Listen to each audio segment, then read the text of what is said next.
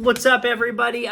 Welcome to this show, the Battling Bucks Show with Mason Tepesky. I cannot wait to get right into this. I've been so fired up for this, so you don't even know how excited I've been to film this one. Let's go, baby. Today, we are going to officially recap for our first episode, the first free series of the Pirates season. First off, I'm just going to let you guys know how the show works since it's our first episode. If you've ever watched my Boys of Winter podcast, it's about the Penguins. We recap like every 5 games, and then I'll go through the rundown of the standings and everything, and then look ahead to the next 5. We're doing the same thing for the Pirates. Instead, though, we're going to do them by series, so every Sunday night there will be a show. Today, we're going to do the first 3 series of the season. Then we're going to take a look at the standings. And then we'll look ahead to the week ahead for the Pirates, which will be this series starting tomorrow, and then the next one for the weekend. And then next Sunday night, we'll do it all over again. Every Sunday night, we will be here. So, yeah. Keep tuned in. This is definitely going to be an exciting season. I cannot wait for the ride with you guys. It's going to be so exciting. I've been waiting to do this for a long time now. So, without further ado, here we go. We're going to start off with the Pirates' first game. March 28th, opening day, the Pirates battled back from behind 5-2 to defeat the Miami Marlins 6-5. This was an amazing comeback. It showed how much grit this team truly has and proved that we're in for an exciting season, that's for sure. Mitch Keller didn't do the best, but luckily the bullpen held the fort. Olivares came through. I'm liking the way he's playing a lot. Really like him. And yeah, I was impressed for sure. Great win by the Pirates. Pirates followed it up the next night. Martin Perez pitched amazing. He pitched a gem. We beat the Marlins 7-2. The offense showed out again. So great job for the Pirates. And that was awesome. Then on Saturday, we just dominated. Jared Jones proved he could be elite in the MLB. Just tore up the Marlins lineup. And the Bats tore it up too. Pirates won this one by a final score of 9-3. 3-0. Going for the sweep tomorrow on Easter Sunday against the Miami Marlins to celebrate the resurrection of our Lord and Savior Jesus Christ. Glory to God. The Pirates did that and did it in dominant comeback fashion. Down 5-0. The Pirates found a way to string together a comeback, winning this game 9-7. Wow. We swept the Marlins. We're 4-0. It just showed you how much grit this team truly did have. The Pirates scored 31 runs over these 3 games. 31. That's incredible. Monday, we headed to our nation's capital so the Nats could play their home opener, and we ruined their home opener, winning 8-4. This win improved us to 5-0 on the campaign. Definitely a nice start for sure. I was super happy about this. Great win for sure. 8-4. On Wednesday, though, unfortunately, on Wednesday, April 3rd, the Pirates suffered their first loss of the year, being defeated by the Nationals 5-3.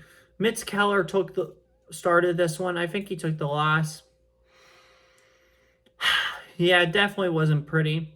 That's for sure. I'm surprised. I mean, Keller has not pitched his best this year. Hopefully he could get his groove together, though, sooner rather than later, and things can improve for this team, because I really like Keller, and I'm hoping that he does well. So, yeah, disappointed for sure. The Pirates rebounded, though, that Friday, beating the Nationals 7-4, winning their second consecutive series in Nationals Park, because they won it last year in 2023, that series. Nationals Park has always been like Milwaukee, a true house of horrors for the Pirates, so definitely great to win a series there. And guess what? You're coming home 6-1 for opening day. How's that feel?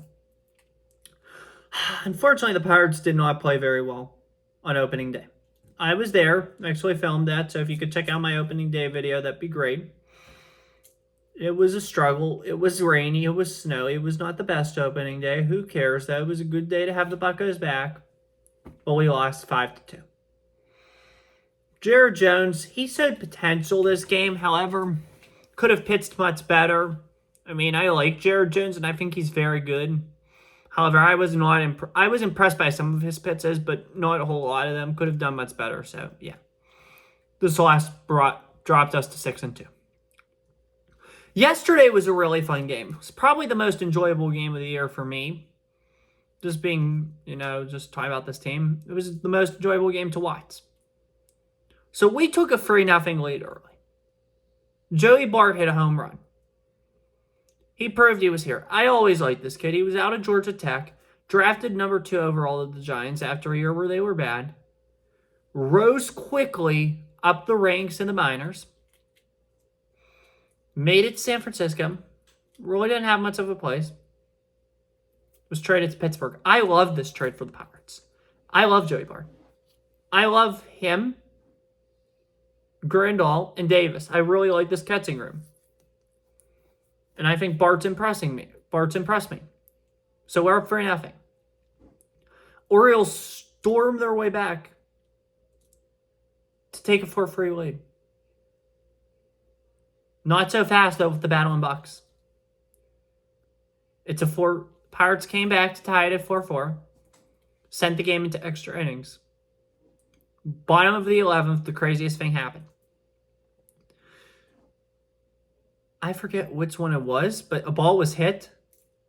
It was in the gap and would have scored the man automatically. But Cedric Mullins from the Orioles, who I like a lot, made an amazing diving catch. Keep the game going. Next batter. Drumroll, please. O'Neal Cruz. Hits the ball to right field. The run scores and the Buccos win. 5-4. Best game of the year so far, in my opinion. And there's been some good ones. This team is amazing. This game showed it. Great win. 7-2, baby. Today, against the Orioles, down 2-0 late. We're going into the 9th. Down 2-1. Ball sorrowfully hit to second. Could have ended the game. Sent the Orioles home with a series win. Instead, they get the out at second. Air missed the out at first. 2-run score. And the Battlin Bucs are 8-2. Wow. What a time to be alive. 3 straight series wins. You can say the Marlins are garbage. Yes, they are garbage. They're 1-9. You can say the Nationals are garbage. Yes, they are. They're really bad. However, the Orioles were the best team in the American League last year. And yes, you could say it was 2 crazy wins and they were both at home. But we played a good team well. You can't take that away from this group. They played a great team well. And a team that's going to probably make the playoffs this year well. And that shows you something about this Pirates team. It's special. It really is. And something that we saw this at the end of last year. Even in September when this team was out of the playoff race. Down 9-0 in Cincinnati. They came back and found a way to win 13-12, I think. September 23rd, if you remember that. You can never count out this team. This team has grit and this team has heart. And that's what I love about this team. And that's why I'm super excited for the season. Real quick before we move into the next part, I just want to go over some players who have impressed me and some of them have not impressed me so far. So far, I have really been impressed by Martin Perez. He's played well.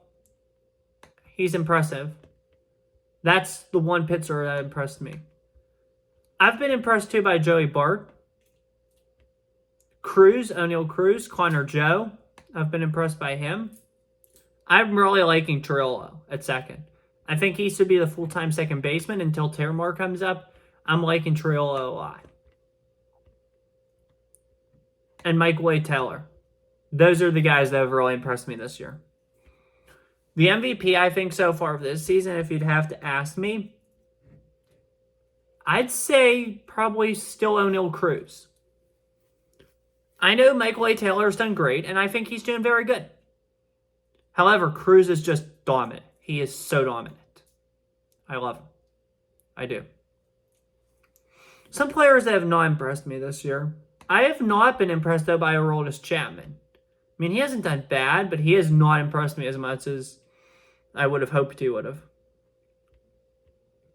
Mitch Keller, I have not been impressed by him at all. He needs to be better, and I hope he is.